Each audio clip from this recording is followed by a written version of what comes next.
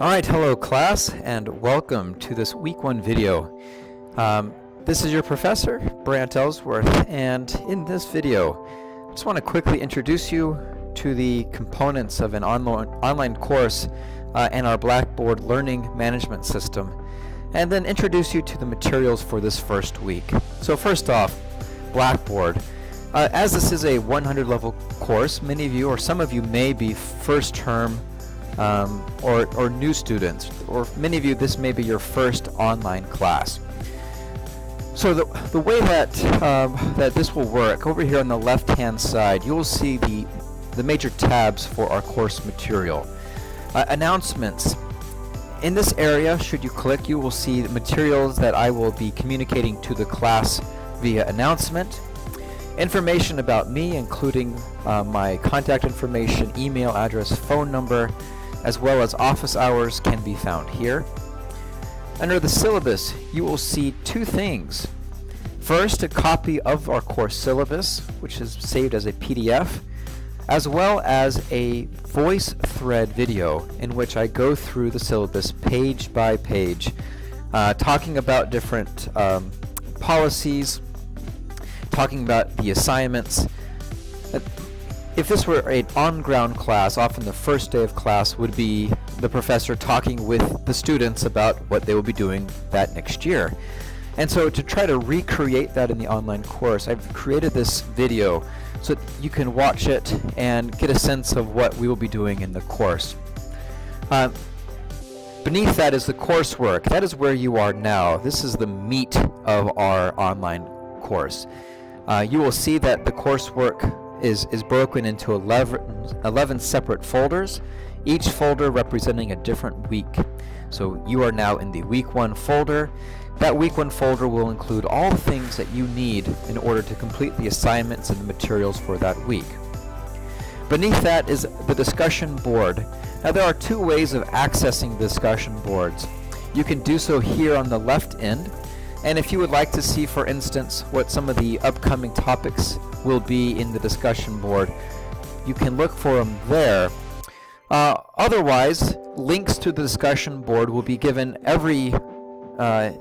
within each week's folder within the assignments and projects folder here. I've added a tab called Assignment Descriptions. Here you may get additional information about the assignments that you have to complete. Beneath that, you will see the My Grades tab. This is where you can click to see, you got it, what your grades are in the class. If you click on these next to many of the graded assignments, if there are feedback from me, you will see a button that you can push in order to see that feedback. And finally, email. This is how you can communicate with me if you don't feel comfortable using your Outlook. All right. Now, that is in essence how you will navigate each week. Again, the majority of your time will be spent here in the coursework, going through the materials in each of the week folders. But I would also encourage you to, especially this first week, study the course syllabus. I can't stress how often I receive emails from students where my response is simply, go read the syllabus. So many questions can be answered by just looking at the syllabus or being familiar with what the course policies are. Does the professor take late work? If so, what is late work, and how late does the professor accept late work? Right, you can find an answer to that in the syllabus. What happens if I'm not in attendance? Should I email the professor if I'm unable to complete assignments? How many weeks or how many days can I miss without failing the class? Right, if you have that question, you can find it in the syllabus. Right, what do I do when a family member is sick or passes away? You'll find that in the syllabus. So please, this first week, please take a minute and just look through that. All right. Now this is the first week. This week we're going to be jumping right into the material, and this week I cannot stress its importance, because this week is really the one week that we are looking at the theory behind ethics. This is the one week where you will be asked to go through 2 chapters of the textbook. Now, Mind you, this isn't like a biology textbook or a history textbook. Our textbook readings are only a few pages long, so getting through the textbook isn't the challenge. Right? The challenge is going to be to understand the textbook. Now, I'm not saying that the textbook is written in a way that's hard to comprehend. In fact, will applaud our author, Julie von Kamp. She has written in a very accessible method. But I would encourage you to read the textbook with a notebook and a pen in hand, right? Not jot down notes, jot down definitions. If you have questions, or write them in the margins. Make sure to underline or to highlight your text. Make sure you're just paying attention and that you're really trying to read, not with the purpose of completing the reading, but for the purpose of understanding the reading. And that means sometimes you may need to go back and reread a sentence, or when you finish a section, you might need to go back and reread the first paragraph. Right? The purpose isn't to rush through the readings, but it's truly to comprehend the readings. So this week we have a variety of assignments. Some of them are more fun, and some of them are just good old-fashioned, what do you know type of assignments. So here in the checklist, you will see the type of assignments that you have. So readings from the textbook, chapters 1 and 2, and then 4 assignments: a personal introduction with a due date, a syllabus assignment, the week 1 writing assignment, and reading quiz 1 and 2. Now you might ask where that information can be found. Well, look no further than down here in the Assignments and Projects folder. If you click here, you will see all 4 of these assignments. You will see the 2 reading quizzes. Now the reading quizzes are intended to be read after you have read the textbook, and are supposed to be a way for you to gauge how well you remember, how well you understood the material. With that said, I think it's completely reasonable to expect students to use their textbook in completing the quiz. Now, some students might say, well, if the purpose is to do the quiz, then I won't read it. I'll just read it while I'm doing the quiz. You can certainly try that. I'm not going to tell you not to, but I would say that that is a less effective way of truly understanding the material. These quizzes will be timed, and you will have 20 minutes to complete them. Most quizzes are under 15 questions in length, and as it says in the syllabus, are a mixture of multiple choice or true and false questions. All right. Next, the week 1 writing assignment asks you to look for a current issue that appears to involve an ethical dilemma. Describe the issue in a short paragraph and provide in a couple of short paragraphs your opinion on what would be the ethical way to handle this issue. So I can point out a couple. You can certainly look at something like politics. Ethical types of questions include, like, what should be done with the European migrant crisis?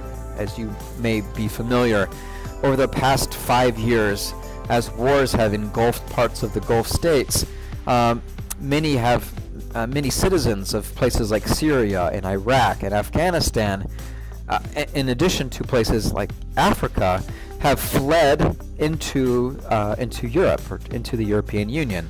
What should be done with these migrants? What is an ethical response? Should the countries like Germany open their doors and accept them in? Should they close their doors and prevent them from crossing borders? Say, fend for yourself. We are not your home country. You are not citizens here. You could look at something like building a wall. Is building a wall along the American and Mexican border, is it ethical? You could look at something that's a little bit more relevant to coursework. How about something like plagiarism? Is plagiarizing someone's work as your own, is it ethical? How about a more difficult question? How about recycling one of your own papers from one class and using it in another? Is that considered cheating? Is that plagiarism? Because you're not borrowing somebody else's work, you're only borrowing your own work. So these are a couple examples, but you do not have to write about any of those. I want you to pick a current issue that appears to involve an ethical issue and respond to it in a couple of short paragraphs. All right, the next assignment is the syllabus assignment. Again, each of you must read the syllabus. Read it page by page, word by word. Hidden within that syllabus is an Easter egg. I have written in that text a very specific assignment. Now, it will take some time. You have to find the assignment.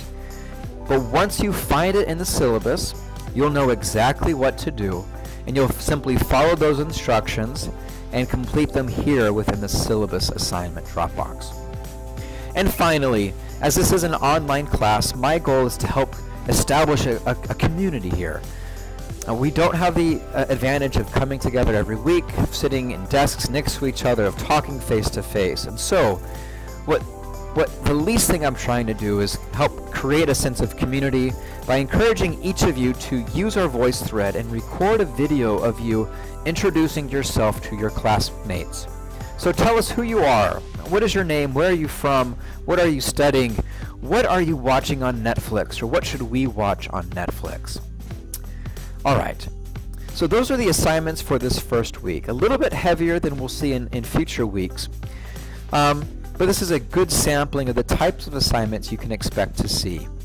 Now finally, most weeks within the materials and resources folder, you will see additional content. This may be videos or a podcast, I believe. Let's see what I have here today. So I've posted a scene from Monty Python and the Holy Grail in which they want to burn this woman because they believe she is a witch. And is it Sir Hector? Anyways, the cast member is asking, okay, well, how did you come to that reasoning? How do you know she's a witch? And this is a great example of ways that improved reasoning skills can help. One of the goals in this class is to help you become a better thinker, a more analytical, theoretical thinker. And so in this scene, consider how could reasoning skills have helped these characters make a better choice. All right, well, class, kind of at the end, I just want to thank you guys for being in this course. This is a fun course, one of the funnest classes I have to teach. We'll be talking about a variety of interesting topics, and more than encouraging an opinion from you, this course is designed to help you think through these ethical dilemmas and understand why you feel the way that you do about a particular issue. All right, good luck this first week.